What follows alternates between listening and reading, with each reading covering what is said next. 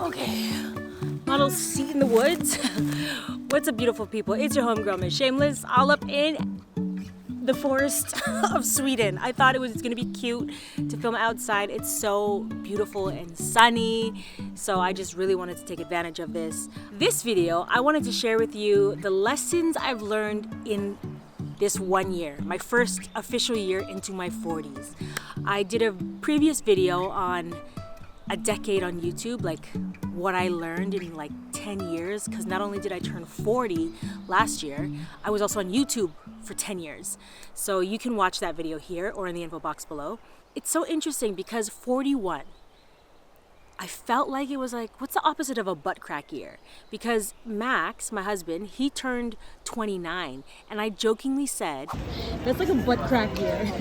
No, it isn't though, because I look at it this way. I look at it this. 29 is the year where you can be mindful, the most mindful that it's your last year of your 20s. So you can like manifest for your 30s. That's my how I justify. Year. Yeah. That's how I justify this butt crack year. Sorry. And I just thought that was such a beautiful way to look at it. Meanwhile, so 41, I also feel like that's a butt crack year, but now that I'm sitting with it, I'm realizing, oh, that is officially my first year of my 40s completed. But the lessons I learned this year, I'll keep it short. 4, okay? So my first lesson, celebrate yourself. For my birthday, I went on a solo trip to Barcelona.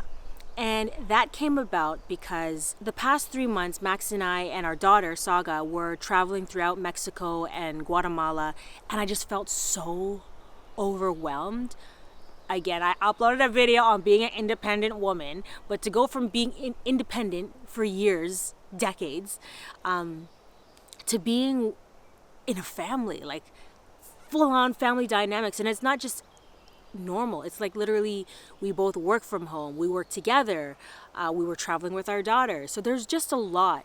And again, cultural, like I'm in a new country, learning new languages and yada yada, new mom, new this, new that, just like everything in a snowball. And then, so that's kind of why I wanted to go on a solo trip. And last year for my 40th birthday, we did a family trip with Max, Saga, his sister, his mom, her fiance, and we went to Portugal. And it was great. I had so much fun, and it really was the theme. My official becoming a mother, becoming a family, and just really celebrating that was beautiful.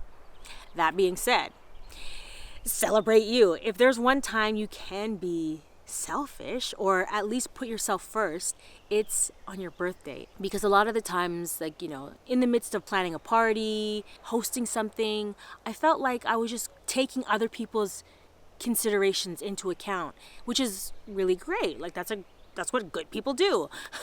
But I'm like, I don't want to do that. On my 41st birthday, I low-key want a do-over because like 40 was really about Saga. It was like Saga's first trip out of the country.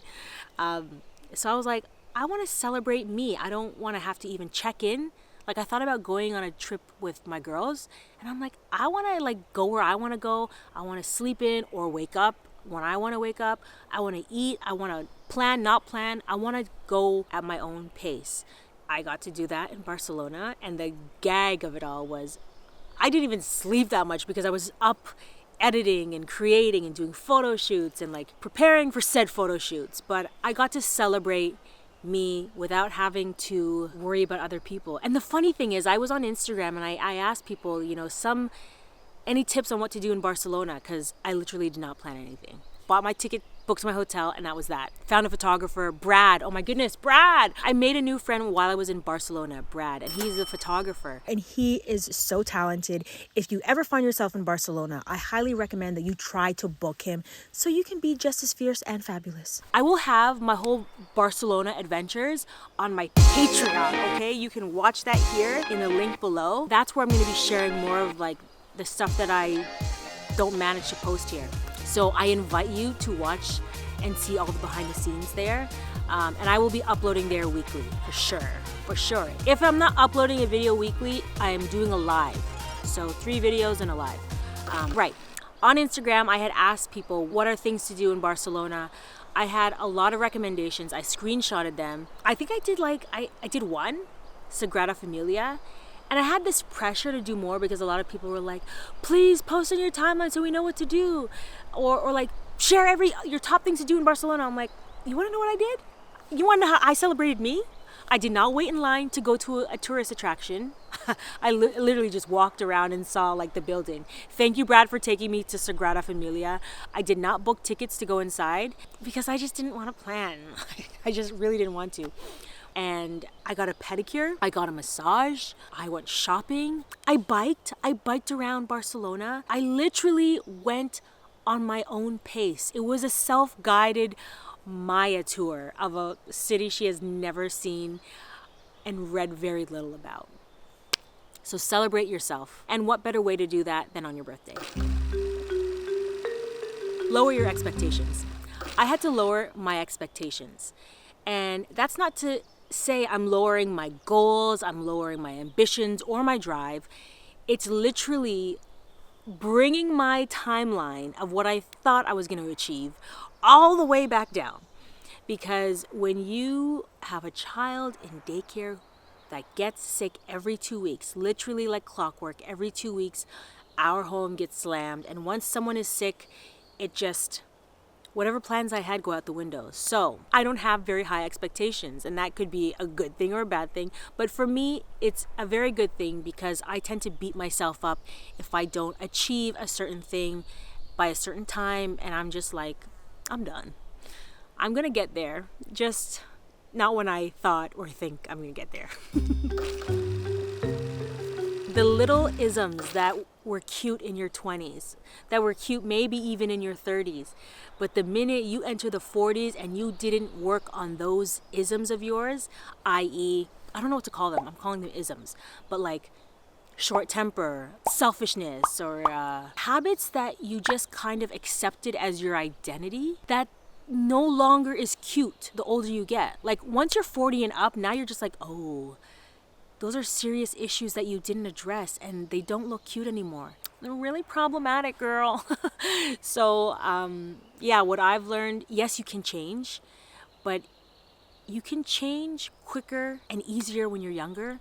When you start to get older, those changes become a lot harder and a lot slower. So like, yeah, those little things that you thought made you cute and that are a part of your identity, which they're not, they're just there and you could change them out when you're ready. Speaking of isms to work through, the theme for me this year, I did a video on being an obedient, silent wife. You can watch that here. I realized that those two are byproducts, and what really is something that I can work on becoming better at is a better listener. If I am the best listener that I can be, that means I'm not talking, I am listening, I'm actively listening, I am repeating back what I just heard, I am affirming this person, I am giving them support by a nod or a smile without interrupting them. And the biggest challenge that I have, which is something that I've learned through my friendships, I have friends that vent to me, and instead of just giving them space to let them vent, I feel like I go into this mode of like problem solving, and it starts with you because I can't address this person, that problem. I can address you and what you need to do. And I realized that that's so, there's a time and a place for it, and it's not when they are coming to me for help. So I realized this on my drive home, 3 hours on the way back from the airport in Stockholm, Arlanda. Yeah, I want to be obedient. Yes, I want to exercise being silent.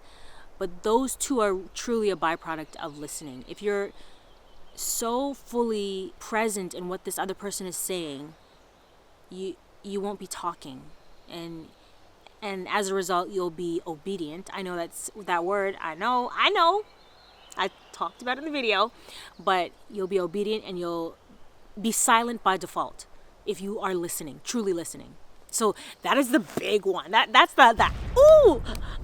is the big ooh moment when I turned 41. I'm like, finally, this lesson, which I've always kind of done, but never intentional is becoming a prayer warrior.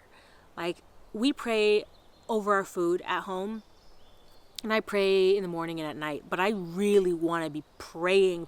Like, a dream of mine is to be up on a Friday night, just praying all night and worshiping, and just like, prayer is so powerful because we live in this physical world, but this physical world is being governed by the spirit realm that we don't see, but there are literally angels and demons, and they're constantly waging wars, fighting over the salvation of your soul. Like, I do not take for granted the prayers that my mom said over my life, because I truly feel that I am being protected, especially when I'm driving. Like, there are so many times I'm like, I really should have been in a car accident or like not here, and I'm just like, I feel the presence of an angel like protecting me while I drive. But when I'm on YouTube, I be watching these testimonies of people and their experiences, and then I, kind of fact check that with the Bible, and I'm just like, I don't ever need to watch another Hollywood blockbuster again. I just truly wish that like Christians could get their stories produced, because that would be very powerful. Like, not just the biblical, like, crucifixion, like those stories, but like actual how God is working in today's world. It's supernatural. Thank you so much for watching this video. Let me know what season you're in.